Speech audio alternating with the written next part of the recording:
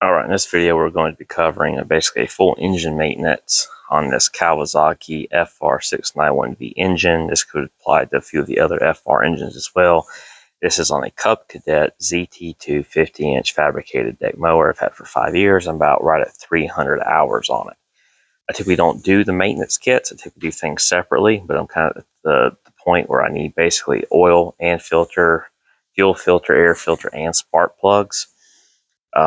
You should change the oil every 100 hours is what it's recommended. I've obviously done it more. I've done it every year. They recommend changing oil filter at 200 hours, which seems kind of silly. I changed the oil filter and the engine oil, the oil filter and the engine oil at the same time. I'm doing it every year. I typically use Mobil 115W50 synthetic oil with the Kawasaki oil filter. I bought the kit. It comes with 2 quarts of Kawasaki 10W40. So that's what I'll be using this oil change. We got our air filter with the foam cover on it. I'm going to talk about that foam cover a little bit. Basically take care of it because a lot of your replacement filters don't come with that foam filter to keep the grass out of the paper element. We're going to be doing the spark plugs and the fuel filter. And I'll also talk about a few other things you should do to these mowers that aren't related to the engine. Like if you have serviceable transaxles or transmissions for your hydro pumps on each side, it's recommended, I think, around your first change at 100, 150 hours, and after that every 200 hours. Of course, the company makes some great videos on that, as well as they sell a kit. It's about $100 some for the 5 quarts of oil you need, and the filters and the pump you need to do the transmissions on these. But this is just an engine video. So let's cover the simplest things first. We'll break it down step by step. Try not to make the video too long. We got our Kawasaki air filter. I like to use OEM parts. I think they're better. I think that's kind of hard to argue that they're not better. They are. Made in USA, high quality filter. You take care of this foam filter, guys. Just wash it out. A lot of times your replacement filters, even Kawasaki ones, don't come with this foam cover. And what ends up happening is you end up with a whole bunch of nasty grass and just dirt all embedded in here, and it clogs this up and gets it dirty way faster than necessary. This will keep all of your big grass chunkies out of this paper element, and allow that paper element to do what its job to do, and that's to help filter out your fine dirt particles and such, not big old grass chunks. So you just lift here, super easy to do. As you see, I don't have the foam filter, so I'm telling you to keep it. You don't actually have to remove this. This has got plenty of flex on it, and you can just, got this nice little clamp, loosen her up, just bend her back. There's your dirty filter. As you can see, we got some grass clippings down in there. Let's cover that out. You can take your leaf blower vacuum if you really wanted to. Just get all that stuff out of there. Take your new clean filter, put her on, make sure it's seated. Take that hose, put that hose clamp in an area where it's easier for you to turn and service. Tighten it down nice and tight. Not too tight, we don't want to break the thing off. Put it in there. Boom. You got a new air filter. Let's move to the fuel filter. So we got our genuine Kawasaki fuel filter here. Down there, we're going to get that changed. Got ourselves a little nice little pliers. By the way, I got this kit off of Walmart. It was sold by Walmart. Well, Walmart.com. It wasn't sold by Walmart. It's around $50 or so. Just make sure if you're going to get this, get an OEM one. It's pretty easy to tell by the pictures if there's the OEM air filter and the OEM fuel filter. You'll see a lot of the kits, you can tell they're using generic oil filter, and the fuel filter is completely different looking. This is what your fuel filter looks like, nice and beefy. It has an arrow where the fuel flows to. This obviously is the direction towards the engine, not the fuel tank. Of course, I'm going to show you that. I'm going to take this guy off down. Now, as you see, it's down here in this corner. We'll set this aside. Obviously, you're going to leak a little fuel out. All you're going to do is take your little pliers.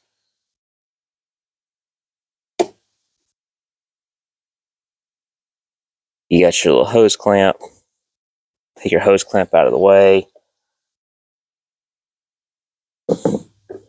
Just grab that fuel filter and try to wiggle it.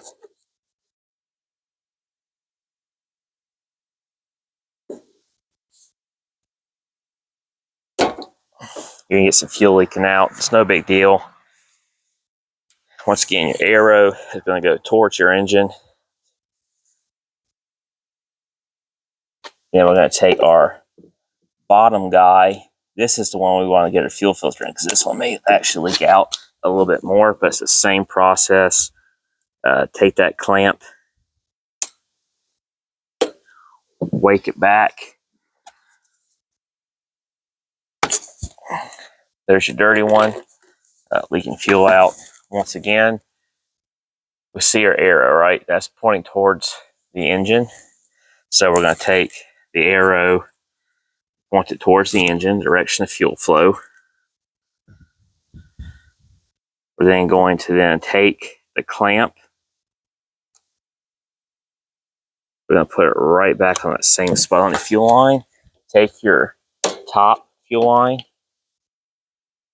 It's got nice barbs on it, on your fuel filter. Once again, OEM part.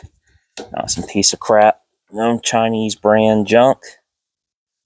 And we're going to put that thing right back on the same spot, the fuel line. You can easily see the mark. Boom. There's your fuel filter. Your fuel filter is now replaced.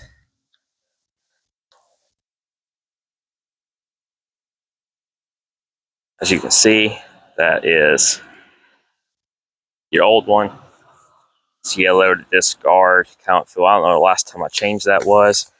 Now let's do the spark plugs next. I'm only going to show you that there's obviously 2 spark plugs, but we'll just show one and repeat the step, and I'll cover the gap and everything in the size socket you need. Okay.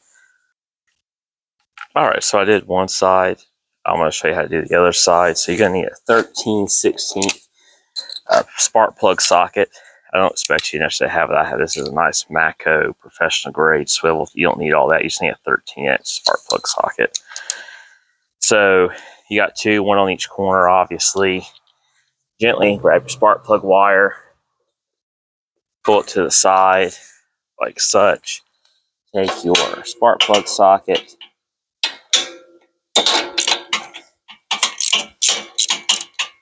loosen it. You can take the rest out by hand.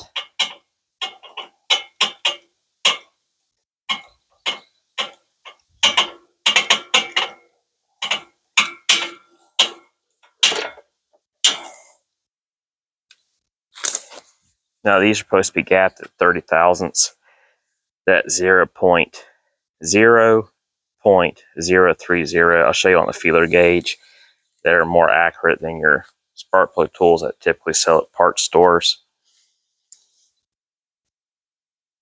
So we've all probably seen one of these spark plug things. Are not the most accurate, and it's easy for your fine point spark plugs to damage them. These aren't fine points. So there's nothing to damage. But 30 thousandths. Oh, the sun's kind of shiny out here, but that's 0.030 or 0.75 millimeters.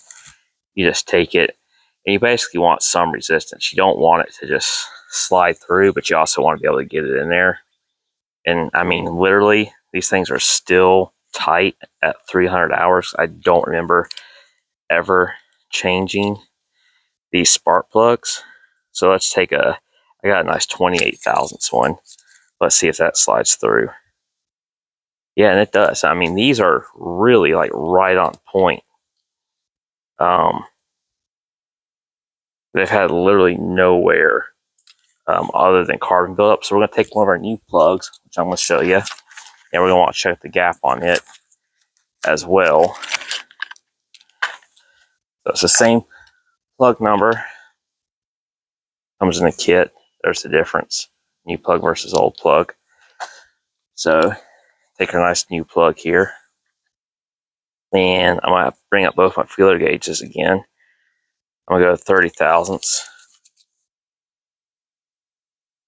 And I'm just going to see if there's any. Yeah, so there's just a nice light amount of drag there. It's dragging, but it's not just slopping around. And to help verify, we have one that's next up, 32 thousandths. And that's, he's still sliding. I mean, you could literally push this in just a tad bit if you wanted to, which I may do. There's different tools you can use. You don't really need a spark plug tool. But basically you can just take something like this and basically kind of push on it. Or I'll show you what's really fancy. This only works if you have the right gauge. This is really cool tool. This is for like gapping spark plugs on performance engines. You can thread your spark plug in there and literally push down on it just a tad bit. The thing is, it only works if you have the right thread spark plugs. These tools aren't universal. But I got this for my Fiesta ST when I was putting colder spark plugs in it for a potential tune. So now I can take it and there we go. But you'll notice there's a little bit of memory with the steel. So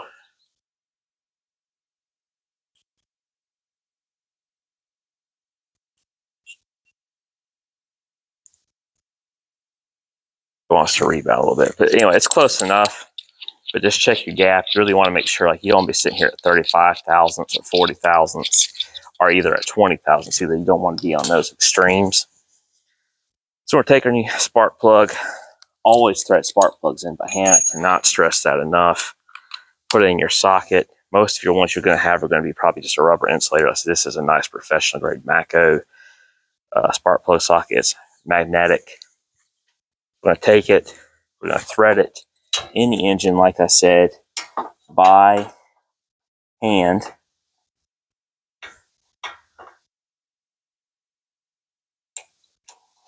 All the way down. We do not want to cross thread your spark plugs. All the way down. Okay. Now, how tight should you do it? Do you have a torque wrench or do you not? A lot of people maybe do lawnmower stuff aren't going to have a torque wrench. Just snug it down with a fairly small wrench. Don't go 8 hands on it. If you do have a torque wrench, I believe the specs is either 14 foot-pounds or 16 foot-pounds. Just check the owner's manual. They're available online for Kawasaki engines everywhere.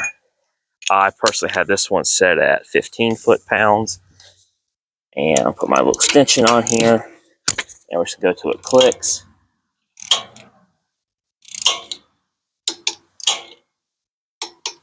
So we got heard that click. So now we're just going to take that spark plug wire, make sure it clicks down. You'll feel it. There it goes. 2 thumbs. You hear that click. That's just that little spring momentum there pushing around the tip of that into that spark plug. So next thing we're doing, we're going to change your oil. This is going to vary based on your model because your mower setup may have changed how your oil tube is, but this should give you still an idea of oil change. Obviously, you want your engine warm. I did run this for a good 5 minutes before I did this. The oil should still be a little bit warm. It's not a cold day out either, so I don't think we'll have any issues. So based on model you may have a different tube. So I have a tube that comes down here. So I'm going to pull it out so it's easier all to see, and I'll push it back down. Kind of stores it out of the way. There's my thing. So I'll let you know what size I need for mine. But like I said, your model may be different because I noticed that these a lot of times are put on by the actual manufacturer of the mower and not the engine themselves based on the spec that they want for how the design of their mower is, if that makes sense. All right, guys. So what I did, this outside piece here, I took a 19 on the outside to hold the hose, and this little nut was a 13. I've already got it loosened. So what we're going to do, I'm going to loosen my oil filler cap to allow, the oil to flow down, get some air in there. I'm going to unscrew my cap, obviously into a drain plug, and we're just going to let that drain now. Y'all don't need to watch oil drain, so we're going to let that oil drain. And then once all that oil drains out, we'll do the filter. All right, so we've let this thing drain for a bit. My recommendation is, do this after you've mowed the yard. So it's nice, hot, and it flows well. But it's just thick oil. So anyway, we got our drain plug. Once again, your model may vary.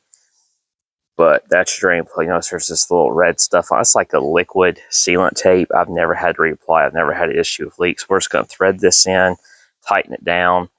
And by the way, my outside nut was a 19 millimeter, and this little guy was a 13. Once again, your model may vary. So I'm going to thread this in, and then we'll get the oil filter off. All right, so I'm going to get our oil filter off that's in the corner. There's so many different tools you can use. Well, these little wrenches, magnetic wrench. It's only for loosening, not for tightening, which is what you should be doing anyway. And it just springs out, and you just put a little thing. But if you have like a strap wrench or an oil filter pliers, use whatever you have. And just, we're going to loosen this guy up.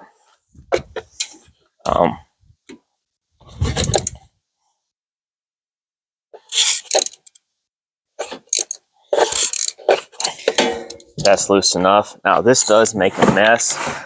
That's why I got some cardboard down here to try to capture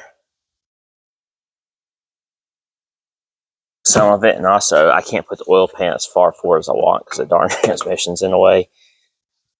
So our oil filter's off, little guy, and we're just gonna, I'm gonna let that kind of drain out. I'm gonna take me some rags, some paper towels. I'm gonna clean all of that spilt off oil down in there. So we got our nice OEM Kawasaki oil filter. I got these like little hand things to put for your fingers. You just need to hand tighten this. I'm just gonna put a little clean oil, lubricate your ring. This prevents it from sticking to the motor. No need to pre-fill these filters. The engine filter sits on the side anyway. It's just going to be a mess if you try to do that. So I'm going to take a little bit of oil, and I'll show you. And we're just going to lubricate the oil ring, and we're just going to put that on there. Hand tight. Now, if you have weak hands, you may need to use oil filter wrench if you can't get it snug on there. But honestly, I think you'll be perfectly fine. Most oil filters always recommend just a hand tight, unless it's like a big diesel engine. They like to vibrate a lot more, and they'll loosen the oil filters in the leak. So we got our oil filter, we got it lubed. Obviously, make sure the O-ring is off your housing. We're just going to thread this on, of course, by hand. Snug her up nice and tight. Make sure there's no plastic. Some filters have a plastic cover. I know it sounds stupid, but there are people dumb enough that leave the plastic on, and well, that's not good. So take your filter, screw her on, obviously by hand. All right, she's going on nice and smooth. And we're just gonna crank it on there best we can. Definitely right hand dominant, but it's gonna be a little tough getting that in there. So I'm gonna finish snugging her up, and we'll put 2 quarts of oil. All right, so get you a clean funnel, lean it out, put it in there. We're gonna dump 2 quarts of oil. Like I said, the specs say 1.9 for the filter. The engine oil, 1.9 quarts, 2.2 if you change the filter. I've always done 2, and it's been perfectly fine. Now, I want to show you something on this oil measurement stick. I want you to see if you can read it here. For a correct oil level, do not turn cap on threads. So basically what that means, when we're checking the engine oil, we're taking it out, we're wiping it off, but we're just dropping it down top. We're not actually tightening the cap down and unscrewing it. We're just dropping it down and pulling it back out to check our oil level. So we got our 2 quarts of Kawasaki engine K-Tech 10W40 synthetic blend oil. Comes with the kit. Like I said, around $50 or so for all this stuff. I think that's a pretty good deal for everything that you get. It makes it very convenient if you're doing a full maintenance job. And we'll just pour this 2 quarts of oil in. And then what we're going to do, we're going to fire up, let her run for a few minutes, and we're going to shut it off, and we'll check the oil level. So we got our 2 quarts of oil in. I'm going to fire up. We'll see. It may take a little longer to get started because we got it. There's no fuel in that fuel filter. So let's see how she sounds here. We'll do half throttle, choke it.